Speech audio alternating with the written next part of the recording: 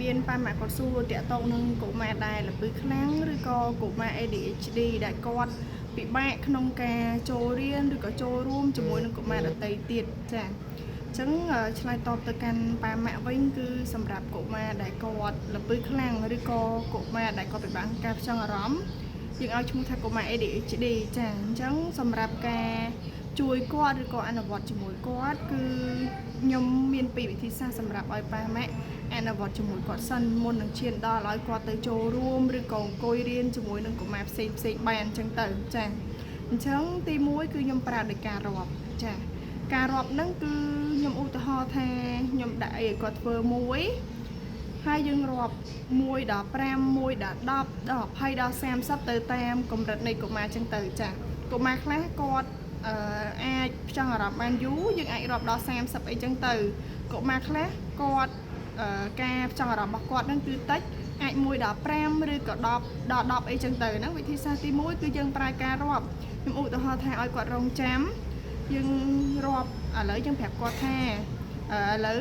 ម៉ាក់ឬក៏ប៉ារាប់ពី1ដល់30សិនបានម៉ាក់ប៉ាឲ្យកូនធ្វើអីផ្សេងចឹងទៅអញ្ចឹងយើងប្រើដោយការរាប់ហ្នឹងទី1គាត់យល់ដឹងភាសាយើងនិយាយចាទី2គាត់អាចធ្វើតាមយើងចំនួននៃការរាប់របស់យើងនឹងយើងរាប់1ដល់30គាត់រងចាំបានចាំយើងឲ្យគាត់ទៅធ្វើអីផ្សេងហ្នឹងទៅក៏ប៉ុន្តែជាក់ស្ដែងយើងមើលទៅលើកុមារដែរមិនមែនដល់1 30 1ដល់20ឬក៏យើងអនុវត្តតាមអ្វីដែលយើងដាក់ទៅលើគាត់បានទេកុមារខ្លះគាត់ការរងចាំរបស់គាត់ហ្នឹងគឺតិចអញ្ចឹងត្រូវ1ដល់5 1ដល់10អីហ្នឹងគាត់អស់ហើយគាត់អាចរងចាំទៀតបានទេអញ្ចឹងយើងអនុវត្តទៅលើគាត់ក៏អញ្ចឹងដែរហើយមុននឹងយើងឲ្យគាត់ធ្វើអីមួយហ្នឹងគឺយើងត្រូវកំណត់ពេលវេលាឲ្យគាត់ឲ្យបានច្បាស់លាស់ដែរខ្ញុំឧទាហរណ៍ថាប៉ាម៉ាក់ឲ្យគាត់លេងថយហ្នឹងរយៈពេលប៉ុន្មាន30វិនាទីឬក៏1នាទីអញ្ចឹងប៉ាម៉ាក់អាចរាប់ប្រាប់គាត់អញ្ចឹងទៅចានៅពេលជិតដល់ឬក៏មិនយើងប្រាប់គាត់បន្ថែមទៀតអញ្ចឹងទៅហើយមួយទៀតយើងអាចប្រើជាកំណត់នៅក្នុងទូរស័ព្ទជាម៉ោងឬក៏ជាអីសម្រាប់គាត់នាទីអីសម្រាប់គាត់អញ្ចឹងទៅពេលខ្លះអាចប្រើ timer តិចតួចអីហ្នឹងសម្រាប់ឲ្យគាត់ដឹងឧទាហរណ៍ថាឥឡូវកូនលេងចំនួន1នាទីអញ្ចឹងយើងដាក់ timer ហ្នឹង1នាទីនៅពេលដែលដល់1នាទីឬក៏ចាប់1នាទីហ្នឹងគឺម៉ោងហ្នឹងនឹងរោប្រាប់គាត់ហើយចាប្រាប់គាត់ហើយយើងរោ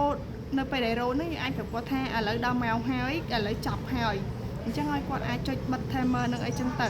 ដើម្បីឲ្យគាត់ដឹងអំពីការកំណត់ពេលវេលារបស់យើងចាយើងអត់អាចទៅដល់ជួយគាត់តាក់ទងនឹងការអង្គុយរៀនឬការអង្គុយល្អអីសិនបានទេយើងជួយគាត់តាមដំណាក់កាលសិនគឺយើងកំណត់ពេលវេលាសម្រាប់គាត់សិនហើយយើងក៏ត្រូវដឹងថាកម្រិតនៃការរងចាំរបស់គាត់បានយូរឬក៏បានតិចអីចឹងទៅព្រោះកុមារខ្លះដូចខ្ញុំបញ្ជាក់អញ្ចឹងថាគាត់ការរងចាំរបស់គាត់នេះគឺខ្លីមែនតើ